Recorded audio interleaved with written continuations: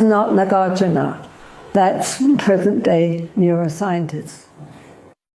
The brain itself doesn't know. We think that the brain is telling us what is on the outside. But the brain itself is blind and deaf and dumb, and it's centered in the middle of the cranium. It doesn't know anything.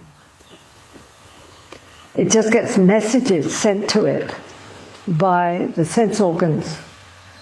And out of that, it has to try to contrive some kind of movie which we can all agree on, and that will help us to live. But actually, I mean, it's quite fascinating when you think about the implications that the mind doesn't actually have a clue what's going on outside, apart from the signals it gains from our sense organs.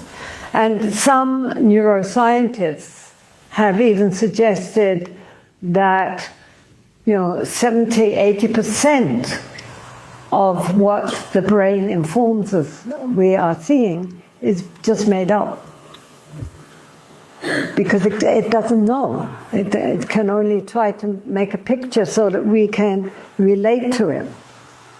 So they call it controlled, because it's controlled by the fact that we all have more or less the same kind of senses. It's a controlled hallucination. That's not Nagarjuna. That's present-day neuroscientists. The brain